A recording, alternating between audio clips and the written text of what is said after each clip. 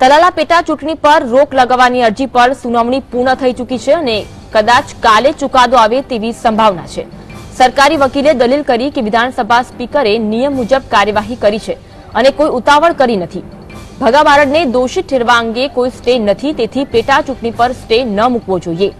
તો આ તરફ ચૂંટણી પંચે રજૂઆત કરી કે તલાલાની ચૂંટણી 10 માર્ચે જાહેર કરાઈ ન હતી। આ દિવસે ફક્ત લોકસભાની ચૂંટણીઓ જ જાહેર કરાઈ હતી। ચૂંટણી પંચ સ્પીકરની એપલેટ ઓથોરિટી નથી અને સ્પીકરના નિર્ણયનું રિવ્યુ કરવાનું કામ પણ ચૂંટણી પંચનું નથી। સ્પીકર એકવાર પોતાનો નિર્ણય જાહેર કરે અને કોઈ બેઠક ખાલી હોય તો એમાં ચૂંટણી પંચ સમીક્ષા ન કરે। તલાલા બેઠક પર પેટા ચૂંટણી જાહેર કરવાનો નિર્ણય 10 માર્ચ પહેલા લેવાયો હતો।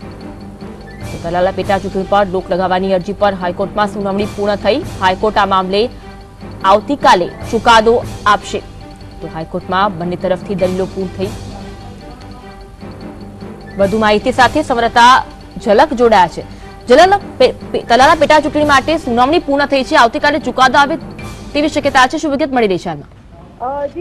જે ભગા બારડ તલાલાથી પેટા ચૂંટણીનો જે કેસ ચાલી રહ્યો છે હાઈકોર્ટમાં, તેમાં આજે જે બંને પક્ષોની છે તે પક્ષોની દલીલો પૂર્ણ થઈ હતી।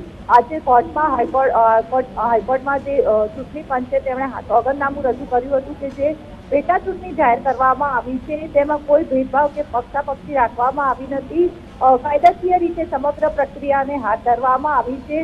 જ્યારે કોઈ સ્પીકર નિર્ણય કરે અને કોઈ જ્યારે બેઠક ખાલી પડે ત્યારે સ્વાભાવિક છે નિયમ મુજબ જ પેટા ચૂંટણી જાહેર કરવામાં આવતી હોય છે અને આ ચૂંટણી છે તે 10 ચૂંટણી કરવાનો નિર્ણય 10 માર્ચ પહેલા લેવામાં આવ્યો છે। સાથે સાથે એમ પણ જણાવવામાં આવ્યું હતું કે હાલ કોઈ જે સજા છે સજાની ઉપર સ્ટે આપવામાં આવ્યો નથી, તેથી જે ચૂંટણી છે તે ચૂંટણી પેટા ચૂંટણી ઉપર સ્ટે આપી શકાય નહીં।